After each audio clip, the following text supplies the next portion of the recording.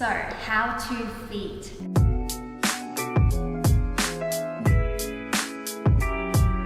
There is so much to talk about feet.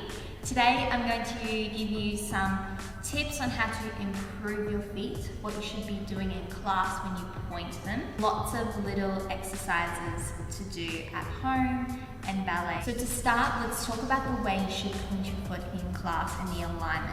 It's super important when you're standing to not roll. You don't want to be like this when you plie. You want to keep a nice straight alignment. Same with your toes. When you are placed, you want to have them perfectly flat and aligned as best as possible. Doing a tendu, you want to go through the feet and use all of the metatarsals right to the end. Also, crunching is a bad habit that lots of people have. Even I tend to do it sometimes. You don't want to crunch your toes like that. You want to have them nice and long.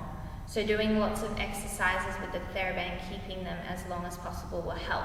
Not crunching also allows your foot to be stronger as well with the way you push off the floor and just stamina-wise for your feet as well. This is actually very important for me because I don't have the strongest Achilles ankle area. So I have been really thinking about not crunching my toes and really lengthening them and keeping them lengthened so I don't get any injuries, and so I can really try and start to strengthen my metatarsals.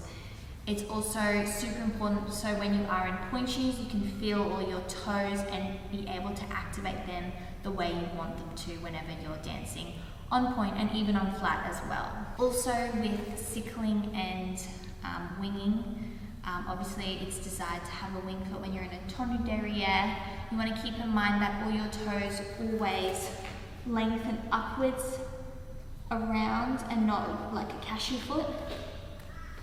You want to keep it nice and lengthened whenever it's in a tendu, devon, anywhere. Also when jumping, you want to keep in mind that it's straight when you go up and go off the floor. You want to not sickle, roll, or wing the foot. Keep it very nice and aligned. Those are just tips on how you should keep your feet aligned in class, in anything you do. This comes down from just a plie all the way to Grand Allegro. It all links in.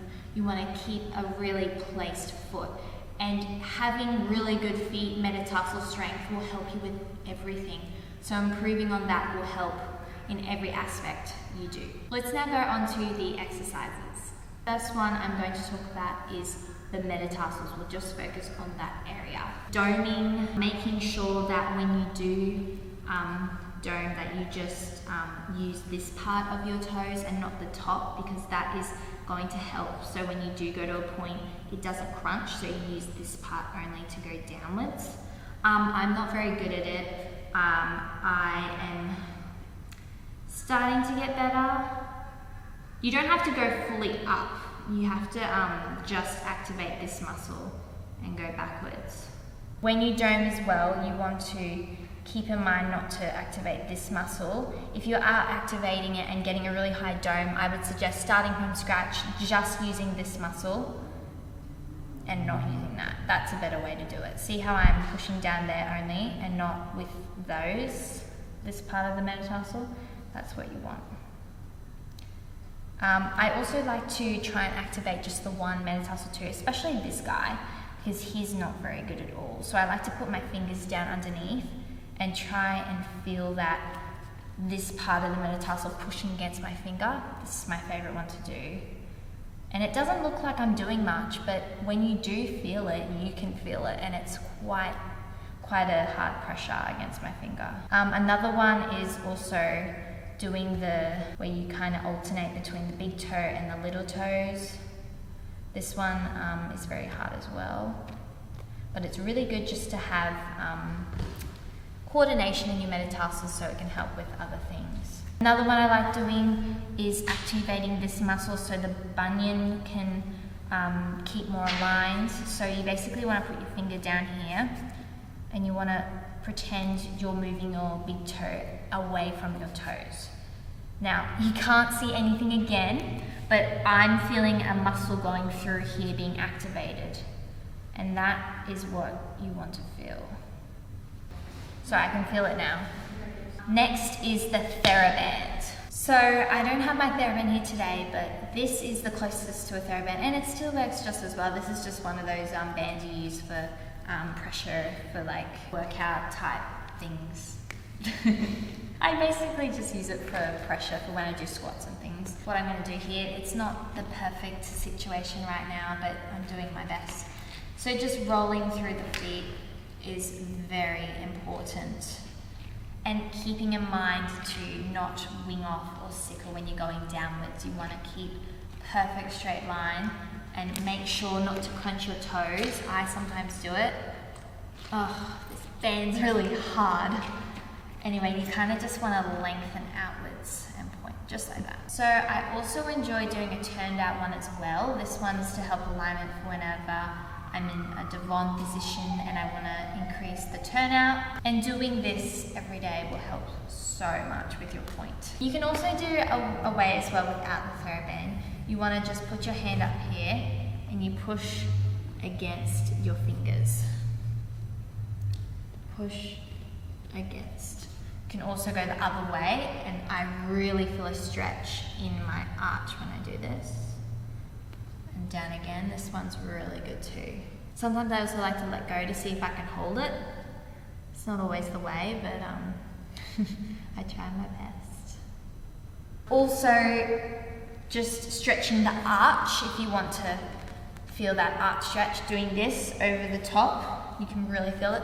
Be careful though not to do it too much because you don't want to get any Achilles or any pain around your ankle, because I don't want you guys injured, so be careful with that one. Another great one to teach you to get the right alignment when you are jumping is to literally pretend you're jumping with your feet, but obviously you're not standing up, you're just on the floor. Making again sure to be super straight with your foot and also not to crunch. You can do this super slow as well, it doesn't have to be fast. Just as best as you can do it. Another stretch is similar with the arch. This one, I feel my arch. Put my 2 feet up and just go like this with my foot. I can feel it every time. So the next one you can do before you go to sleep. Lie down on your back, have your feet up, and you want to just go through the feet like that. Just as many times, and also with a nice play also helps as well. Get that full capacity. Another one I like to do is I call it the Santinella. It's basically the step you do at the start of the variation, but for some reason it's a very weird story. When I was doing it, I was going to do that variation for YGP, and I decided that I wanted to like really feel the feet. So every night I used to do this to try and feel my feet and get them nice and turned out. So I'll just show you guys, because why not? You basically just pretend you're doing the first part of the dance, and then the chape, like that. And then you do the tap bit. Tap, da da da da da da da. See, it's basically that, da da da da da. That was very badly done. Another really, really beneficial one that I love doing is for the wing position when you are in arabesque or tour de derrière. So you wanna, it's called the Egyptian cat, and I learned this from one of my old teachers. So you sit in this pose and make sure you're on your knee and you're not like this, because it won't work as well. So you wanna go up here, keep this back knee really straight, and all you wanna do is see that foot. All you want to do, keep it pointed and lift it off the floor. Now, it doesn't look like I'm doing much, but trust me, it's so hard to do this. And my other foot is not nearly as good as this foot. I have a wide range of wing in this foot and not this foot. See the difference? It's actually crazy, but it's very hard. Like, I don't even think I can do it on this side. That's it. And that's what I'm trying to say. This one is so great for doing arabesques. Keeping the knee straight and turned out is very important too, because when you do an arabesque, you do not want to have it turned in and bent. You want to have it nice and straight and lengthened. Lots of people also use the foot stretcher, which is good. I had it for a while, but I found that I got Achilles problems from it because it was really restricting. But I think later I found out it wasn't the machine, it was just the way I was doing it. I was crunching, going backwards into my calves and Achilles. So take that at caution, but I think it did improve my feet with the arch. It really stretched it really well, and I think I found some improvement from it. I hope you enjoyed me giving you a little idea of how to place your feet, and also giving you the exercises to back it up and help you with that. Alright guys, I will see you in my next video. Let me know down below if you found these tips helpful and if you've done any of them yourself. So thanks guys, bye!